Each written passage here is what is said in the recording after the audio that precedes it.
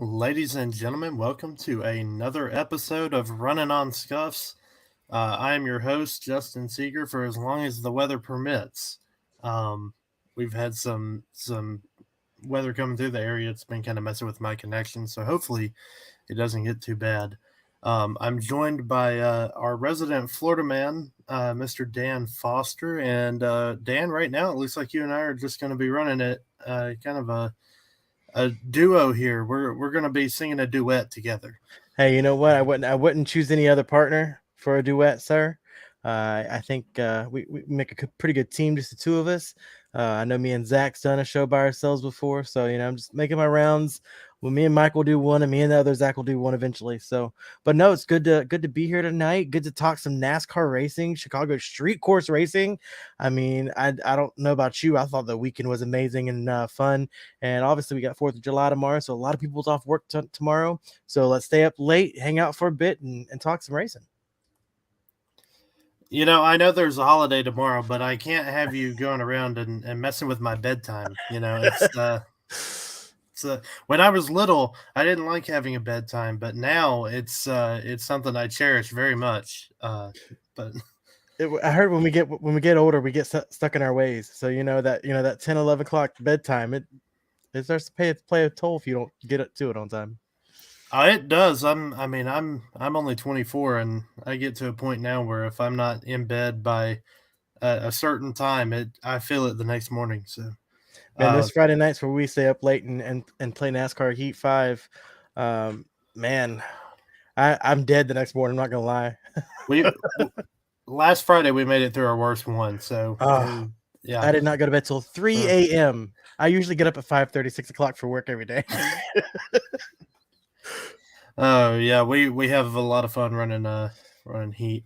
All right, we've got a couple of comments already. The setup man saying let's go. Yeah, we're ready to talk. We're ready to talk racing. Tommy Williams saying hello. Thank you everybody for tuning in. Be sure to keep those comments coming. We've got a lot of stuff to talk about. And Dan, unfortunately, I have to break up the duet here. It's okay. We'll sing trio. I'll sing harmony. It's okay. We're fine. Okay. All right. Well, let's introduce our one of our co-hosts, Mr. Mike Daffner, the purveyor of Daff Stats. You're lucky, Mike. According to Tom Willoughby's recent comment, we were just about to talk crap about you. Like, no, you shouldn't do that. That's I mean, what's the phrase? Speak of the devil, and he shall appear. Like, I just think the setup man should join us for an episode or two. I mean, he's always in the comments, so obviously he has nothing else to do. I agree. On a Monday night, so. I mean, he might be getting. Well, there we go. The school year, but I tried to put 6 checkered flags next to my name, one for each time, but it wouldn't let me. It said limit it to 50 characters. You should have just put a black flag because that's what they should have done to Noah Gregson yesterday. Fair enough. Poor Noah Gregson. Yeah, the tire barrier was a lot of people's friends, but none more so than Noah Gregson. It seemed like I think after a while, the tire barrier started to taste like bacon after a while because all that. Yeah, the setup man, he used to have a YouTube show. We used to watch it. Now we got to have you on. We got to have you on here. Tom. I just sent him a message. If you guys are all right, I'm going to invite him to it. We gotta have him on a proper show here. We gotta have a proper invite. If we're kind of doing an unscripted, so to speak, show, might as well. I gotta have a script for my special guests. That way, I don't totally feel like an idiot. It's Tom. Tom is a special guest. That's a great comment, Tom. Rumor has it that Noah hit the wall too many times that they arrested him for assault. That's a good rumor floating around. We've got a pretty good show for you guys tonight. We get to talk about the first ever weekend of street racing for NASCAR, including a first time winner in a first time racer. Dan, I know you were happy about that. I was excited. I mean, I've never really watched much of his races. Obviously, he's been overseas and mostly Australia in the V8 supercars. But no, I was excited. I love seeing a new winner. I love seeing a guy come into NASCAR and show him how to run on a proper street course, and basically, kick ass and take some names. Yeah, it certainly was. We were only a couple of positions away from having either one or two or even three potential drivers there at the end really shake up the playoff picture. I was kind of rooting for that just for the chaos of it, but nonetheless, I thought for sure, and I guess before we get into it, we can go ahead and get into our race review. Go ahead and pop that up there just for official stats. And just for housekeeping purposes, be sure to like, subscribe, and comment down below your thoughts while we just go in here. This is what I love about the unscripted. We just go right into it. We don't even worry about it. But I thought for sure in the Cup race there at the end that Austin Dillon was going to take out Justin Haley, and then I thought they were going to allow Chase Elliott to get the win. I completely drew a blank there for a second. But yeah, I thought Austin Dillon was going to just aggressively overdrive the corner, take out Justin Haley, and then Chase Elliott would get the win. I think he was going to do that, but unfortunately, he made an error on his own and took himself out. He also tasted a tire barrier, but he kind of tasted the wall with it. Yeah, he tasted the concrete wall first, and then the tire barrier. Yeah, that was his chaser. Yeah. As far as the a lot of the racing, I know it was a big race weekend with the Chicago Street Race, but a lot of it was kind of overshadowed by the weather. Mother Nature, it never fails. I think when God decides to make a storm system, the first thing he asks is, "Where's the race this weekend?" Because where's NASCAR gonna be? Because I'm sending it their way. Yeah, that seems to be the way it goes. Chicago was no different. We had an extremely rain-shortened Xfinity race that was actually called 2 laps prior than it should have been. I don't know about you guys, and we'll talk about the Xfinity race a little bit more in detail here in a minute, but I don't really blame NASCAR for calling the Xfinity race. I mean, if you're 2 laps short of reaching that halfway distance anyway, I feel like at that point you're just kind of splitting hairs about. I mean, I personally felt like they should have called it Saturday. Yeah. I mean, when the race was done Saturday, and I don't know if it was miscommunication on the track's part or the city's part or NASCAR's part or what, but I know some of the fans are saying that basically they were told to go home before they even postponed the race till Sunday. But I feel like the fans at that point should have just been, told, hey, Cole Custer's the winner.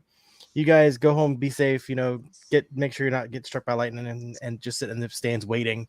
But no, I'm okay with it. I know a lot of people on Twitter and Facebook were a little upset about that, but I'm perfectly fine with it. It's 2 laps. I mean, I feel like overall Cole Custer was dominating the race to begin with. I think he led every lap anyways. So I'm not mad. I'm not upset. I'm okay. Yeah, I agree. It's I mean, I respect NASCAR for trying to get it in, if they're for at least throwing it out there, because I mean it was kind of pretty apparent Sunday that they weren't going to be able to at the scheduled time. I know they had some issues with the city of Chicago. They could run it on Monday, but they couldn't run it on Tuesday. And even running it on Monday would have cost them an extra quite a bit of money to do that. So, I respect the call. It's kind of like you said. I mean, Cole Custer led every lap anyway. I don't know. The Xfinity race to me wasn't as exciting as I had hoped it would be. There didn't seem to be a whole lot of passing, which I guess we kind of expected from a street race. There were parts of the track that were extremely narrow. But I mean, I think overall for like the difference between Xfinity and Cup Series, especially even on the normal road courses, but this one specifically, they couldn't have Cup Series guys come down and race Xfinity since this was the first time racing on the track. So that took out 3 or 4 guys that would normally be running the road courses to get that extra road course experience, but has the Cup experience. So basically, you had all guys who really doesn't have a ton of road racing experience. So you had 2 or 3 that may have good experience on road courses, but they're not in good equipment. And then you have the rest of them that have good equipment, but they don't really have the road racing experience. And then maybe 2 or 3 that have a little bit of road racing experience and a decent car at the same time. So I think that was a major part of it as far as why there was no real passing in the Xfinity series and why it was kind of boring, honestly. Yeah. I like Tom's comment, and I'll pass it over to you, Mike. I like Tom's comment here. Cole Custer will be the answer to a trivia question someday. Who's the only NASCAR driver to win a race that didn't reach at least halfway? We can also add that to Cole Custer being the answer for Kentucky, the winner of the last Kentucky race. At least for now. Maybe we get Kentucky back someday. But Mike, what do you think of the Xfinity race? So, I have strong feelings about this weekend, so I'll try to keep this as short and sweet as possible. I'm glad that the Cup race, at least from what I was able to watch Sunday, the highlights that I was able to watch, that it was a very good race because that whole Xfinity thing was a fiasco on Saturday. Just with the city making the call to cancel it before NASCAR did. Like, that was a bad look, so I'm at least glad that the race was good yesterday. Yeah, it was a good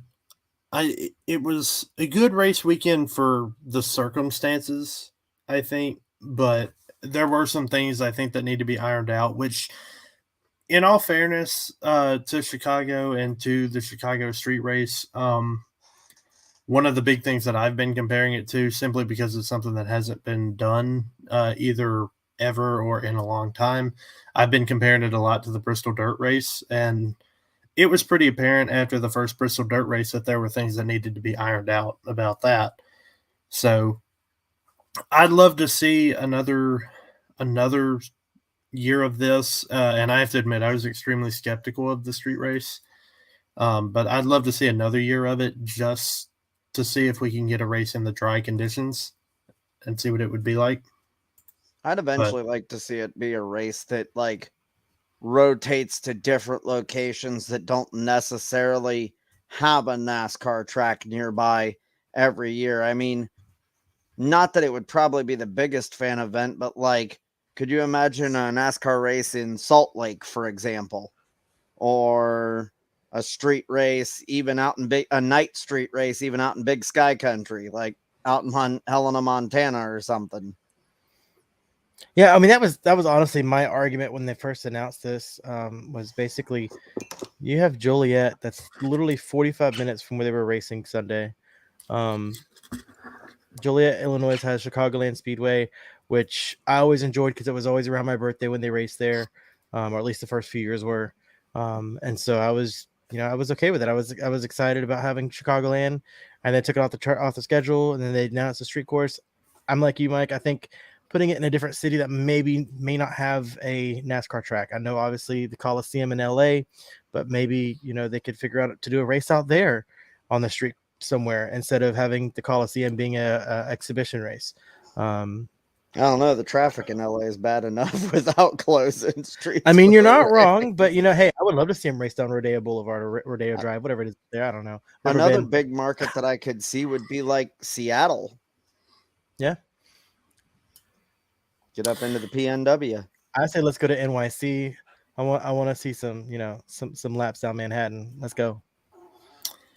A street race in NYC, that'd be an interesting race. That's only if they can go over the Brooklyn Bridge. Like they've got I get like a bridge is one of those that's kind of difficult, but you know what? Why not? Let's Brooklyn and the Golden Gate. I want both of those to happen. I don't know how I feel like that, because the last thing we need is for somehow a bad accident happens, a car goes flipping and flies off the bridge into the river, and yeah, that just would not be good.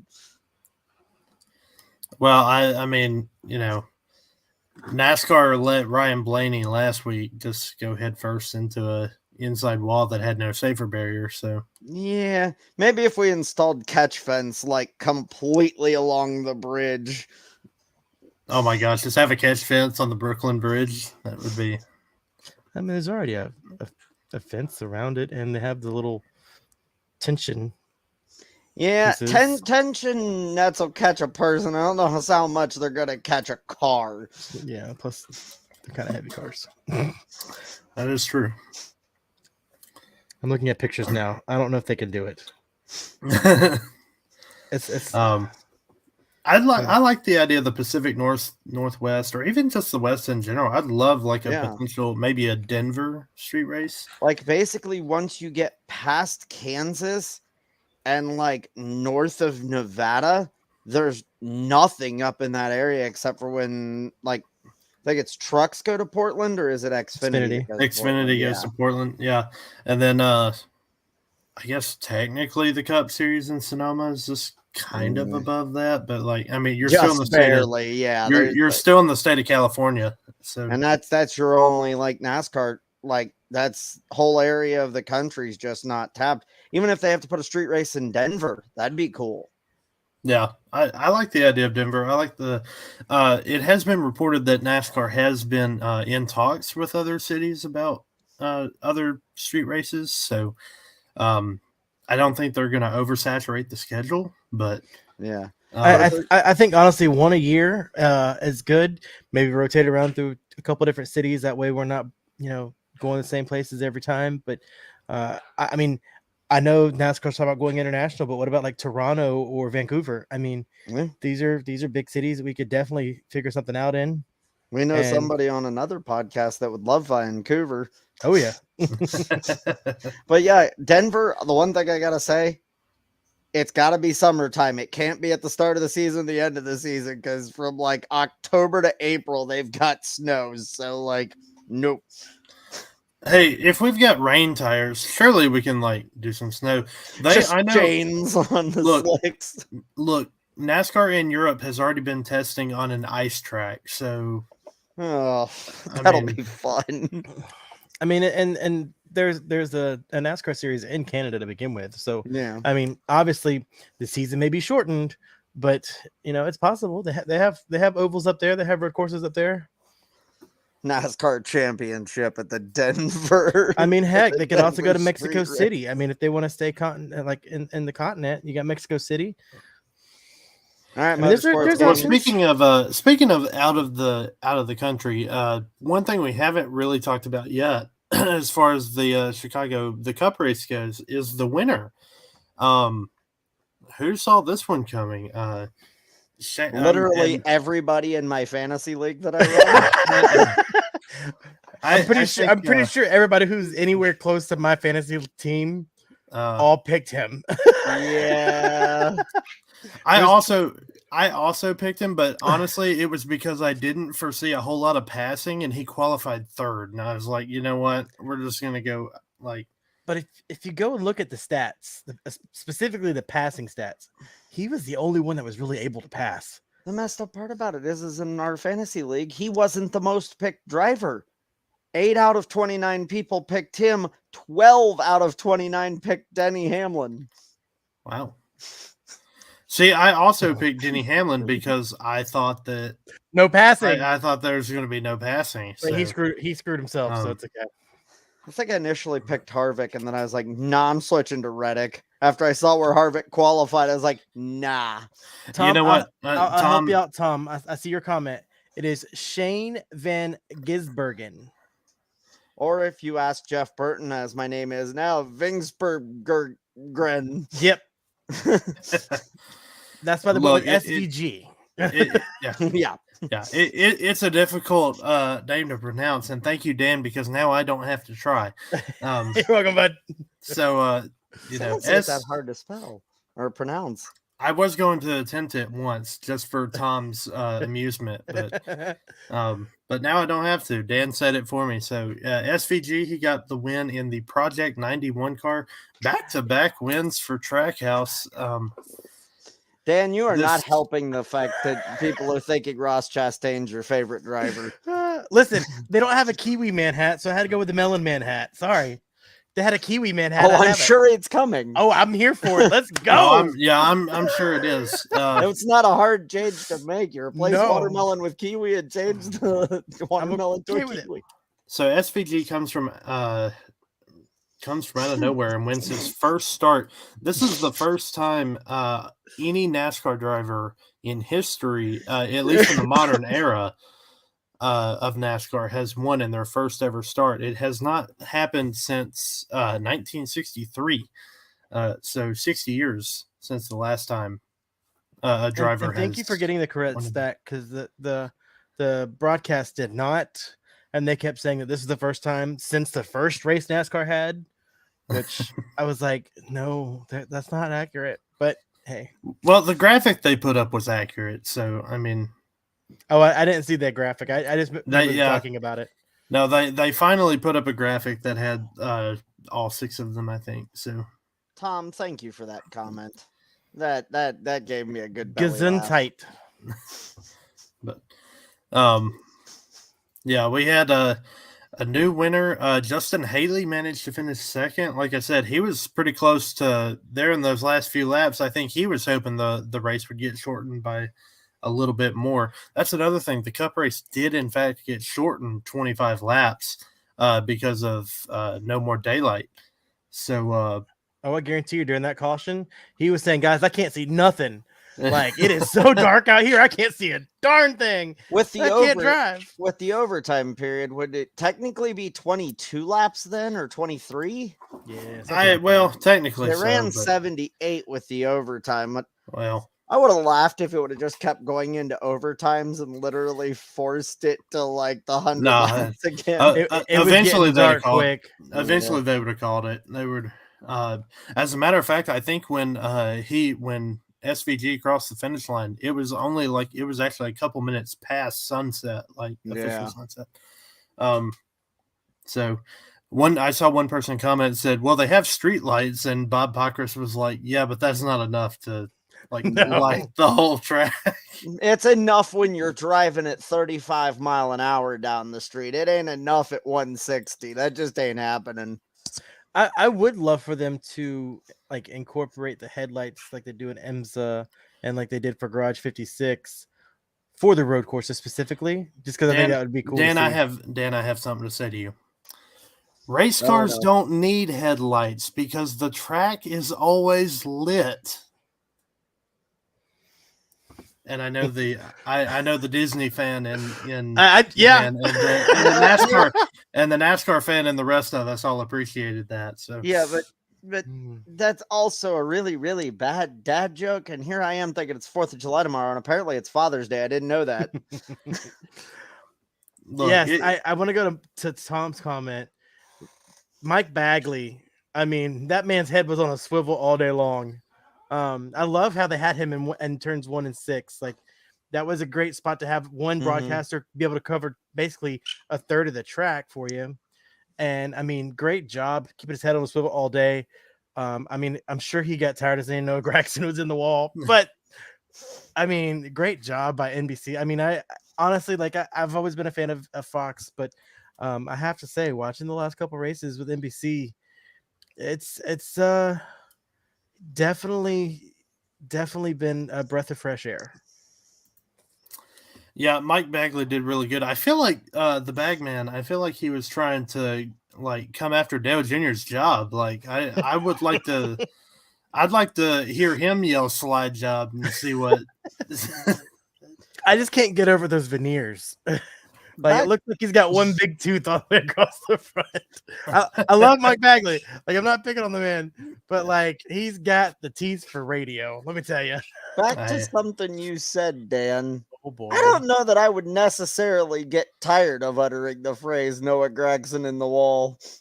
I mean, I don't know if that's a phrase I would get tired of saying. That's he's a getting pretty paid darn for good it. I give him phrase. that, but like, Oh, you wouldn't have to pay me. That's just a good phrase for me to say in general. I just feel like after the third or fourth time, he was probably like, Noah Gregson in the wall again, turn 4, turn 6, whatever it was. Like, good God, can this guy drive or what? The answer to that question is no. As is evidenced by the What was points. Mama Seeger's response to? I see the not always, but I don't know what that was about. I think her response was to me saying the track's always lit. And that it's not always. Listen, I'm gonna defend Dan here on that. If we had headlights, we could have a night Talladega race, and I'm okay. No. No, I said no. road courses only. No, everywhere. No, Mike, Watkins Glen, Sonoma, Chicago, like. Mike, give it up. We're not doing a night Talladega race. It's I not hope happening. once Unless in my they life I get to see it. Unless they It's install not lights for happening. millions of dollars, it's not happening. And I don't blame them. I think the one at Daytona is enough. Yeah. Noah Gregson is still dead last in points. Well, full-time drivers. No. Ty Dillon. Ty Dillon's still behind it. Oh, is he? Yes. Oh, wow. So technically, he's still ahead of the driver that drove the 42 last year. By 13 points. Look, it's not much, but it's no. still. I'm not like mad. I mean, that's fair. The graphic I had only showed the top 32, so but I guess Ty Dillon just doesn't count. Can we also point out the fact that Shane Van Gisbergen has 55 points, which is almost a third of what Noah Gregson has in points, and he raced one race as opposed to Gregson's. That's 1 point behind a third. I'm looking forward to. Holy crap! I don't know about you guys, but I'm really looking forward to Ty Gibbs getting his Rookie of the Year award. I think Noah Gregson is too. I mean, because unless Noah Gregson happens to pull, I mean, at this point he'd have to pull off 2 wins because he's so far out of the points. No, they took that rule out. Remember, you don't have to be top 30 anymore. No. Yeah, not this season. Well, then if he gets a win, he wins it because your win gets you above Ty. See, my hope is that Noah wins, and then after that, we get another 5 new winners, and it just knocks Noah right back out of the playoffs. That is a driver that should not be in the playoffs. No. I would agree on that. I would agree with that. But hey, I mean, in all honesty, as far as point scenarios goes, Eric Almirola shouldn't have been in before he got that win in New Hampshire a couple years ago. And yeah, I mean, he managed to do that. So, and he ain't getting in without a win. The same thing about Ryan Newman back when he was driving the 31 car, made to the Final Four. Some people say Kyle Busch shouldn't have made it in because of the in 2015, the year he won his first championship. I don't believe that. I think for Kyle Busch to come back and win like 4 of his first 5 races back, like, I mean, I think he deserved it, but everybody on the standings, it looks like behind Austin Dillon and back must win to get into the playoffs. Looks like, and even then it's going to be tough. I just don't think doing the quick math in my head, there's only a maximum swing if you don't win of 34 points a race. And so how about Chase Elliott? I mean, he keeps closing the gap. I mean, he's now only 55 points back. I know that a lot of Chase has said himself he's looking for a win. He's treating it like a must win, but I don't know if it is a must win. I mean, if we get another winner that's below the cut line, maybe, but I don't know if it necessarily is a must win for Chase Elliott. Well, I mean, even if we, as it currently stands, even if we were to get another winner below the cut line, that would only move the cut line up. What is it? Would only move it up 9 points. Yeah. I don't think it's a must win, even if somebody else wins. Yeah. I mean, honestly, I think out of the drivers that are below the cut line, I think that are not Chase Elliott. I think it's I think your options are relatively slim.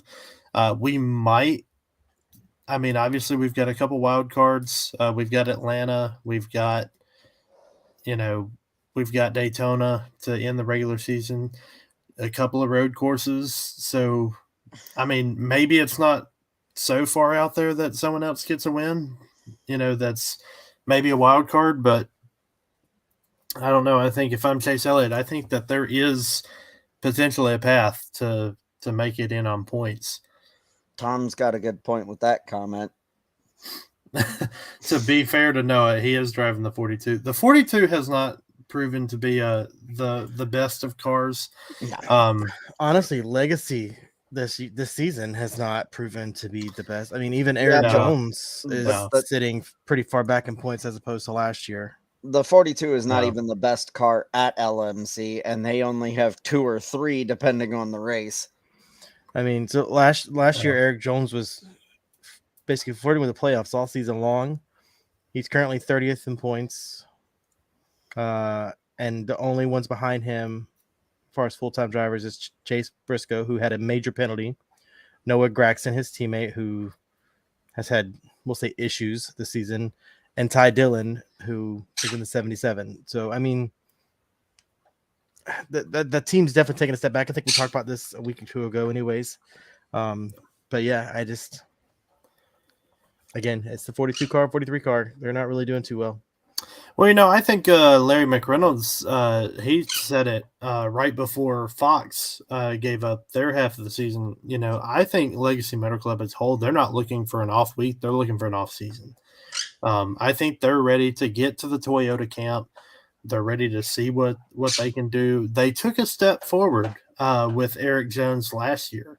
I know the 42 with Ty Dillon wasn't necessarily where they wanted it to be last year, but Eric Jones in the 43 did a phenomenal job. I mean, he didn't make the playoffs, but he finished the season 18th in points and managed to get a win in the Southern 500. The team showed promise, at least with one of their cars. And honestly, I don't think that the problem I honestly don't think the problem with the 42 is Noah Gragson. Noah Gregson's had 9 Xfinity wins last year, I think, and was on pace to run for a championship in that series, going up against guys like Ty Gibbs and some of the best in the Xfinity series. So I think Noah Gragson can drive the car. I just think the team is not, maybe not getting the help from Chevrolet. I know that, the NBC crew kind of talked about this in practice at Nashville. Is the Chevy camp. Obviously there are some resources that you're always going to have as long as you're a part of that camp. But if there's any extra secrets that the Chevy teams are starting to find out, they may not be sharing them with Legacy Motor Club like they are everyone else. So, I think they're just ready to kind of hit the reset button and get ready to go to Toyota in 2024. Well, I know I saw an article today. I want to say it was Dustin Albino it was Matt Weaver, I want to say, that wrote it. Apparently Colleague, since they're so far down on Chevy's, list of resources, were basically given 20 minutes per driver on the sim for Chicago this weekend. And Justin Haley basically got his at 9:00 on Thursday night before they flew out to Chicago. So, I mean, obviously it was kind of last minute for him, but they gave him 20 minutes and that's all they really allotted. But I'm sure Kyle Larson and all the Hendrick guys, probably both the Childress guys. At this point, I'm assuming Trackhouse is up there as well. I mean, obviously they probably got, 45 minutes at least, or 30 minutes at least, something like that. So obviously Legacy's probably at the bottom of the totem pole for Chevrolet. Maybe ahead of the 78. But I mean, there's not really much more behind them. And I think that is what they're looking forward to, getting a better standing on that totem pole with Toyota only having 6 cars currently. Yeah, I mean, even if it's one of those. If you're on the bottom of the Toyota totem pole, it's still not as bad as being on the bottom of the Chevy totem pole. And I think that could be. I mean, that could even be said for Ford. I mean, I know Ford has a little bit more teams than Toyota has, but certainly Chevrolet dominates. As far as half the field, goes, just about taken up by Chevys. The setup man, Tom, he has another comment. How about another comparison here with this season? That he's got a good point. Kyle Busch. I mean, and they even talked about it on the broadcast. It's been a tale of 2 RCRs this season. We have Kyle Busch in the 8 team, and you have Austin Dillon in the 3 team. Kyle Busch with 3 wins and 226 laps led, and Austin Dillon with only 1 top 5 and 3 laps led. I mean, and Austin Dillon's 130 points currently out of the playoffs, so he's a must-win. Yeah. But does this go ahead, Justin? I was just going to say they do have a penalty that puts them a few of those points back, but it's fair. Plus it put them a few weeks without their crew chief. So here's my question specifically, obviously with RCR and I mean even kind of with Spire, is it more of the driver making the difference in the results? I mean, obviously Kyle Busch is as a NASCAR Cup champion, Austin Dillon not so much, but again, Austin Dillon is his team owner's grandson, so obviously mentally you would think, oh well, he's going to get the best equipment. That's his grandson. He's going to have him in the number 1 car, but I don't know if that's the case with the way that Kyle Busch has been running. Again, with Spire Motorsports, Corey LaJoie is top 25 in points, something like that, and you have Ty Dillon, who is the absolute last place in points for full-time drivers. So again, is that the team saying, hey, we're going to focus on 1 car and just bring the other one, as an R&D type setup? Or are they saying, hey, we're going to give you both equal equipment and this just the driver really making that difference? Well, look, I mean, I think that I will say this. I mean, I know Tyler Reddick was doing pretty well in the 8 car last year too, but Kyle Busch is going to go down in NASCAR history as, whether you love him or hate him, he's going to be in that GOAT conversation by the time it's over. I mean, he's 1 or 2 championships away from, really putting himself in that upper echelon conversation. He's got over 60 Cup wins, over 200 National Series wins. I mean, Kyle Busch is one of the greatest NASCAR drivers to ever touch the track, certainly in the modern era. Is it necessarily fair? I mean, I get it. You want, when you're a Cup owner, you want all of your cars to be performing well. And certainly Austin Dillon hasn't had the year that he's would like to have, but is it fair to compare him to Kyle Busch? I mean, on a talent level, no. But again, that's why I'm asking if it's more of a, they're giving the best equipment to Kyle because they know he has the talent and he's going to be the lead car, or are they saying, hey, we're going to give you equal equipment and this is just the talent side of it, showing you the dominance between Kyle and Austin? And but I mean, if you look at pretty much every team except for Hendrick, obviously, because they're just all 3 of them were absolutely dominating for a little while.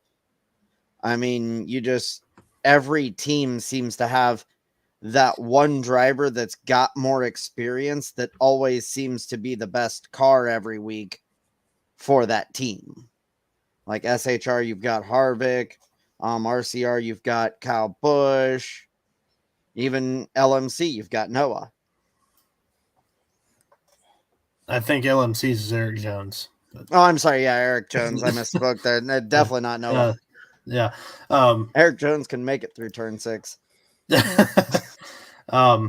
He couldn't at first. He couldn't No. at first. Well, No, he took his teammate and somebody else out with him. He's like, we're all going in the wall. Yeah. how about that traffic jam though, but- real fast? That was a fun traffic jam to watch. But no, I don't know. I just think, I think that there is some equipment differences. I don't think that Kyle Busch is, I don't think Austin Dillon's getting the equipment that Kyle Busch is. There's a designated, and all teams do this.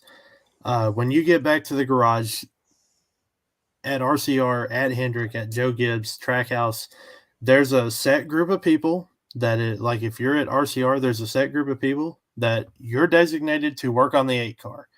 And there's another set group of people that's like, okay, you're designated to work on the 3 car. Now Richard Childress, he's a great owner and he knows how to win. He knows how to win races, win championships. Maybe he's devoting some of the better equipment, the better workers to the 8 car, because they know that Kyle Busch can do it. Or maybe Kyle Busch is just that good. Maybe it's just that he can take anything. There's a reason that Kyle Busch has won a race in 20 straight seasons now, just about. Yeah, I think it's 19. So, yeah, 19.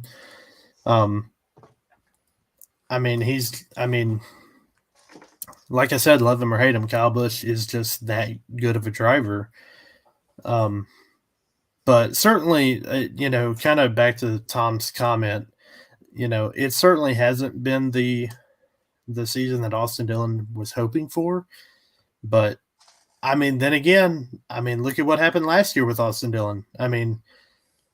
Austin Dillon was not as bad last year as he is this year, but he still wasn't anywhere close to making the playoffs last year.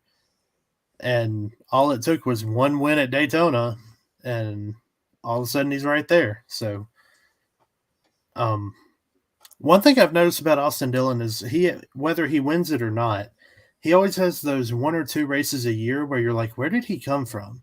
He did that at Darlington one year. I think it was where Kevin Harvick won in 2021, I believe, or 2020. That's right. It was 2020 or 2021 where Harvick won Darlington, but Austin Dillon was like right there. And it was like, where did Austin Dillon come from? But I don't know. That's something to think about. We do have a few storylines to talk about, even though I'm literally pulling them off the top of my head. First and foremost, talking about LMC, I'd be remiss if I didn't mention LMC had to pull the 84 entry from Chicago this week because of Jimmy Johnson's family going through a horrific, tragic incident. And that's all I'm going to say about it because his family has asked for privacy. But obviously, thoughts and prayers to the whole family. Yeah, absolutely. Our thoughts and prayers are with Jimmy Johnson and his family at this time. Hate that we did not get to see him on the track in Chicago, but obviously he had other obligations. So we missed the 84 out on the track this weekend in Chicago. Let's see, what other news did we have? Cole Custer is coming back Cup racing. That was announced earlier today. He's going to be driving for 4 races for Brickware Racing later this year. So a good opportunity for him. And what other? I know there's more than that. I know I'm missing. This is what I get for not having a script. What other storylines did we miss from this past weekend? You talked about the Marty speaking to other cities about street courses. Yeah. I think the weather in Chicago was a big subject. Even before the rain came in, there was a big air quality concern. There's some wildfires going on in Canada, and you've seen it. It was a big thing in Twitter about a week or two ago in New York, the air quality was so bad, and now it's reached that in Canada or in Chicago as well. But the rain did help with that. That was one of the big things. I don't know if you guys saw, but Hattori Racing posted an image. I did on see Twitter that, but earlier no today. context. There was no context. I couldn't tell was that an Xfinity car or was that a Cup car? I don't think it was. I think it was a truck, but it may Was be it a Xfinity. truck? But I feel like it was a truck because they have ran It the was 61 a few times this season, but it's not full time. That is true. They did have the 61 full time, and then they went back to a one car. Sorry if I jump, guys. My neighbors are shooting off fireworks, so I do apologize. I don't. I actually did hear that. I Anything. actually Yeah. did Yeah, hear I that heard one. that It one. was, Yeah. That was We also have to play gunshots of fireworks in my neighborhood sometimes. So the bird, I have him uncovered so he doesn't freak out. But I do apologize if you see me jumping or there's loud noises coming from my mic. I do apologize. Weirdly enough, my cats don't ever panic. It's just they just like hear it and then like start looking like, what the heck was that? That is not a truck. I didn't think I it just was. pulled it up. That is not a truck. I thought it was a car. It might be a Cup car with the What- side of that what is looking the way it this? does. Here I'll share it in our group chat. But Hattori Racing, yeah, they shared an Instagram post today, and it definitely looks to me, now that I look at it again, like a Cup car. It looks like a side of a Cup Toyota.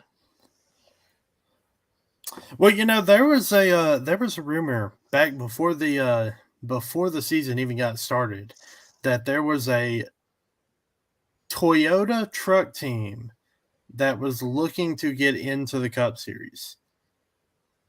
I don't know if you guys remember that rumor, but could Hattori could that potentially be something there? It could be I'm actually looking at like I'm doing like a split screen side by side. I think it's an Xfinity car because it looks like the Cup car does have a little bit different side layout than the Cup car. Mama Seeger did remind me the Chicago Cup race was the most watched on NBC in the past 6 years. So obviously, yes. So obviously they did. They did what they wanted to do there with Chicago. They got the eyes on the sport. It was more viewed than quite a few of the last few Daytona 500s. So, that's pretty big for NASCAR, to say the least. I don't know. Now that I'm looking at the Xfinity cars, I don't know. He's not sure. It could be Cup. I can't see inside the car enough to know, but it does look like it is a short track car, just from the air duct coming out the passenger side window. So that's gonna be my guess. Is that it's a Cup car short track event. I'm sure we'll find out a little bit more here soon. But anyways, well that's all we've got for Chicago. Now let's kind of shift gears here. We've got some action coming up here. We've got Cup and Xfinity going to Atlanta for a night race, which is the only way they could do this because it's going to be so hot in Atlanta. Welcome to the South in the summer. I know why they go to these New England tracks during the summer, because it's far too hot to otherwise. Mike, you have something? It's an Xfinity car. Oh. The number position's too far back to be a Cup car because the numbers moved forward. You're right. Whereas Xfinity, it's right underneath the window. The Cup number is slightly more forward. It could also be an ARCA car, but I don't know. It's definitely not a Cup car. That number I didn't think about ARCA back to be a Cup car ever since they moved the number forward on the next gen. Hattori Racing doing an Xfinity car for Frankie Muniz next year. I Oh, wouldn't be opposed. you guys heard it here first, folks. If that comes true, Justin's got some sort of abilities. Hey, I called Joey Logano winning the championship, and I will take that to my grave. So That was a good call. I try. As you know from fantasy, Mike, I do just well enough to do really well, but not good enough to win. Right, you were 16 points behind Matt Ditch to start the week, and after the week, you're now 3. Like, you've just steadily been climbing. You might be that 17th driver in our playoffs if you keep this up. Hey, I did that last season. I didn't win a race in the regular season, but I won the regular season championship, and then I managed to win 2 in the playoffs. So, yeah. Like, it can happen. Hey, you never know. But yeah, anyways, we also have truck action in your neck of the woods, Mike. We have Mid-Ohio for truck and ARCA as well. Oh, that makes sense. I so badly wanted to go to that race. Hattori, that's an ARCA car for Ankrum to get more laps at Mid-Ohio. That could very well be. I'm pretty sure there's already a 16 car in ARCA. We have a we have a friend of ours, Mr. Matt Nicholson. He just commented down below. He's actually got some pretty big plans for the Mid-Ohio truck race. And I'll tell you what, I'll go ahead and let the cat out of the bag. He's going to tell us all about it next week on our show. He's going to come on and let us know what he was doing at Mid-Ohio in the truck race. So I'll let him fill you guys in a little bit more on that next week. So yeah, I was gonna go to that race, but I have to work. Like, if it would have been a Friday truck race, I would have been able to go, but nope. Man, poor Mike. We should have sent you there. I'm going to Michigan August 6th, and so that's true. I'll get plenty of pictures there as always. And I'm actually meeting up with another friend from our fantasy league, Frank Scuffs, also going there. Oh, all right. Well, we're gonna have you going. That isn't Frank. Didn't he say he was also going to SummerSlam in Detroit? Like, I think so. Yeah, I'm jealous as a NASCAR fan and a WWE fan. I'm jealous of both. So, but anyways, well, let's without further ado, let's go ahead and get some picks going here. We have. Like I said, we have Xfinity and Cup at Atlanta for the second race of the season, and we have trucks at Mid-Ohio. So, Mike, since the truck race is in your neck of the woods, I'll let you go first. Who are your picks to win truck, Xfinity, and Cup racing? As far as trucks go, I think. Oh, that's going to be a little bit tough, but for trucks, because, I mean, it's been a little while since they've been there. Actually, they haven't been there other than last year, so I think I'm actually going to go with Zane Smith. Last year's runner-up. Interesting pick there. What about Xfinity and Cup for Atlanta? As far as Xfinity goes... give me 1 second. I'm going through all my stat pages I got open. I'm trying to find the right one here. Mike's always looking up the stats for his picks. Mm-hmm. And for whatever reason, they're not wanting to load. I just willy-nilly it most of the time. Xfinity, I'm probably gonna have to go with. Oh, that's a tough one. Austin Hill. And then for Cup, I'm going to go with Ryan Blaney. Blaney. I mean, he's got an average finish at the track, 11.6. And yeah, some of those are pre-reconfiguration, but I mean, out of 10 races that he's run there, he's been running at the finish all 10 times. Yeah, he's done good in his career at Atlanta. Let's see here, Dan. What say you? So I have to say, Mike, you took a couple picks from me, and I'm not gonna double pick. So I'm gonna go for different drivers. Okay. I'm actually gonna go for the truck race. He's not really a NASCAR regular. You could say he's a bit of a road course ringer. Uh, he actually ran the IndyCar race at Mid Ohio at was it Mid Ohio this weekend? It was Mid Ohio this weekend, wasn't it? Yeah. So he's spending 2 weekends in a row at Mid Ohio. He filled in for Simon Pagenaud after his wreck. I'm gonna go with Connor Daly. Okay. Driving the 41 for Nice Motorsports. For Xfinity, I'm going to go with Justin Allgaier. I feel like there's really not that many great road racers in Xfinity Series. And Justin Allgaier always seems to be pretty close to the front at most of them. And I think he's going to pull it off. I see Tom Willoughby agrees with me on that one. And for Cup, oh wait, no, Xfinity was Atlanta, not. I was about to say. But you know what? Hey, I'll go with Allgaier. Go with it. It's fine. It's fine. He's good pretty much everywhere. For Cup, I'm going to go with. I feel like it's gonna be not an unknown name, but a less mentioned name.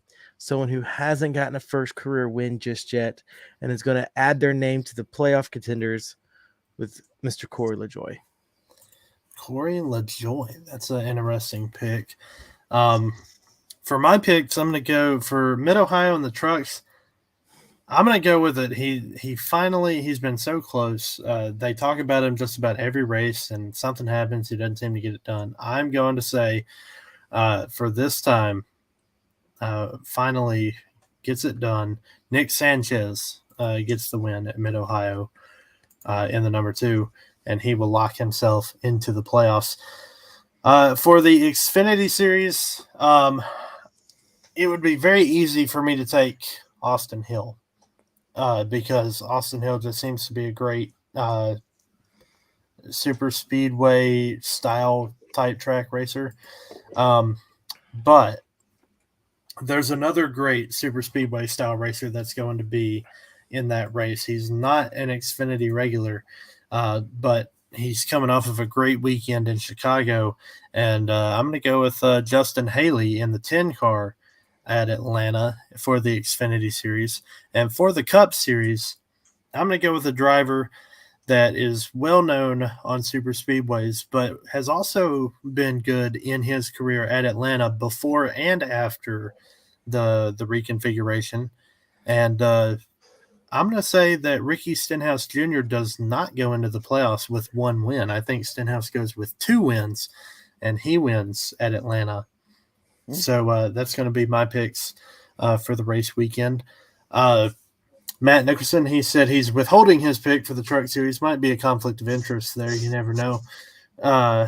And for Xfinity, he's going to go with Hemrick and Keselowski for Cup. That would be another playoff spot taken if Keselowski were to get it done. That was part of the news as well. Him and his wife announced baby number 3 is on the way. That is true. Yep. Congratulations to Brad and his wife and their family. That's a great one as well. And the setup man went with Hocevar, Justin Allgaier, and Chase Elliott.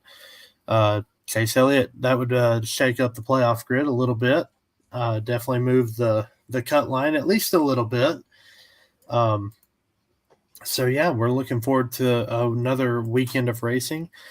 And with that, we've officially hit our 1 hour mark together, gentlemen. It doesn't feel like it's been an hour. We've had a great night talking about all things Chicago with the first ever street race, and then previewing Atlanta.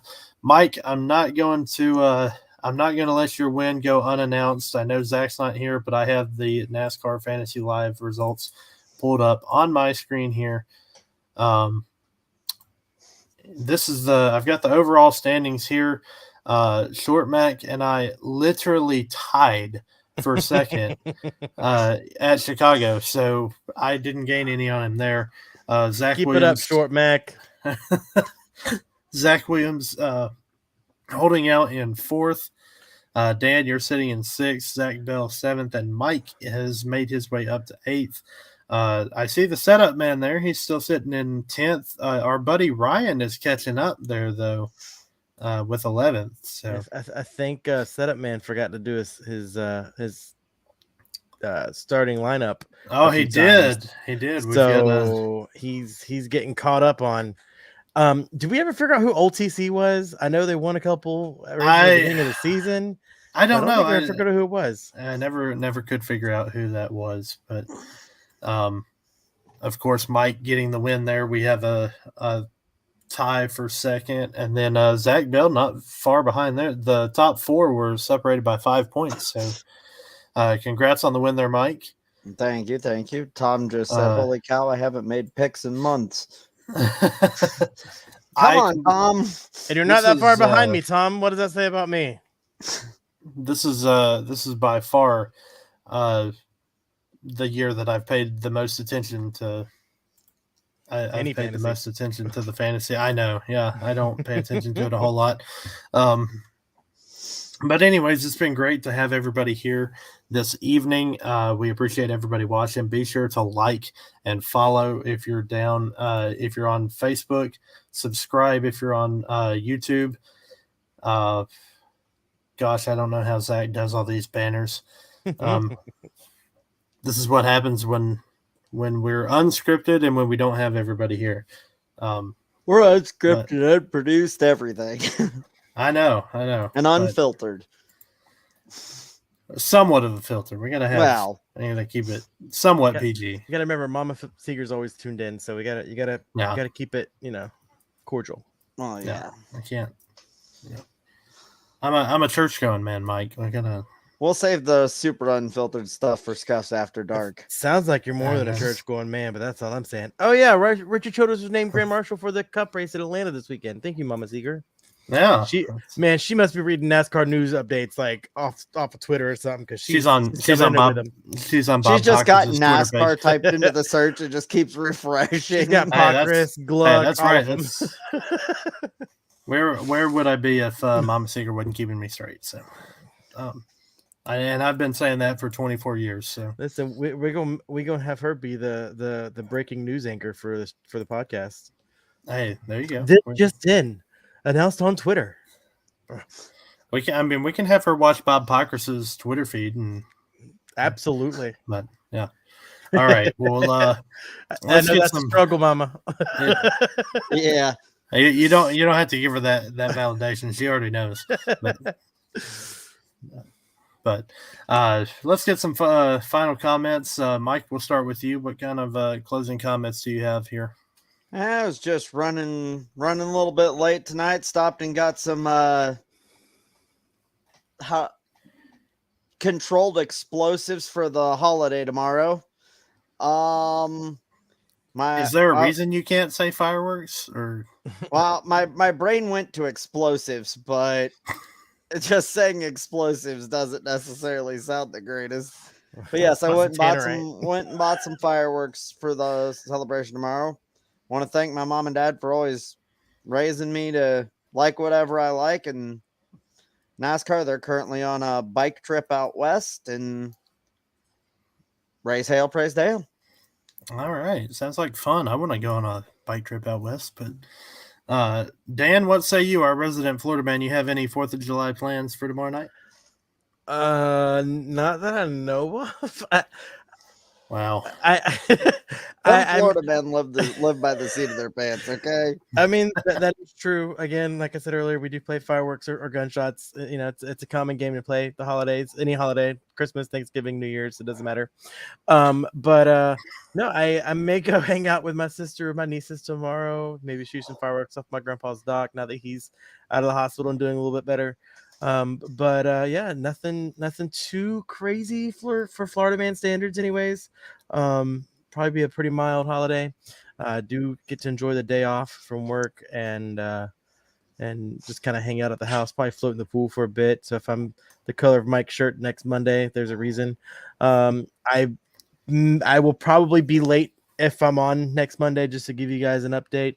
I am helping my sister do a upwards volleyball clinic this week, or this coming week, and I will be busy 6 to 9, but it's a couple minutes from the house, so should be coming in hot and sweaty, but I'll be on when I can, if I can.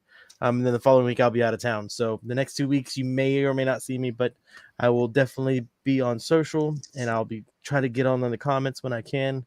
But have a happy 4th of July, everyone. Stay safe, stay smart.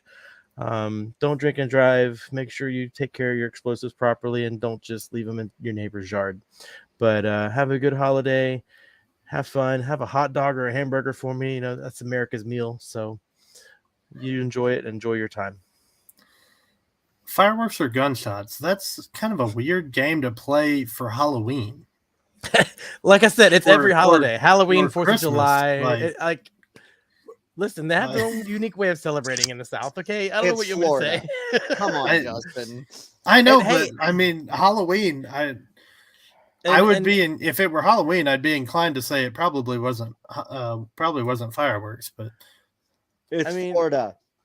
You got to remember also, as of last week, this week, I don't know what here recently, it's now legal for anyone who wants to carry a concealed weapon, regardless if you have a permit or not. So I mean, everybody's got one. All the cool kids are doing it, right? We're not going to get into that conversation. Let's just get down with Justin's closing statement. Anyways, we appreciate everybody for tuning into this crazy, wild segment of group that we have together. I enjoy getting on here every Monday and talking NASCAR with you guys. We had a great weekend in Chicago. Looking forward to another weekend in Mid-Ohio and Atlanta, respectively. And we look forward to seeing you guys back here next week. Have a safe and happy 4th of July, everybody. And we will see you guys here next week on Runnin' on Scuffs.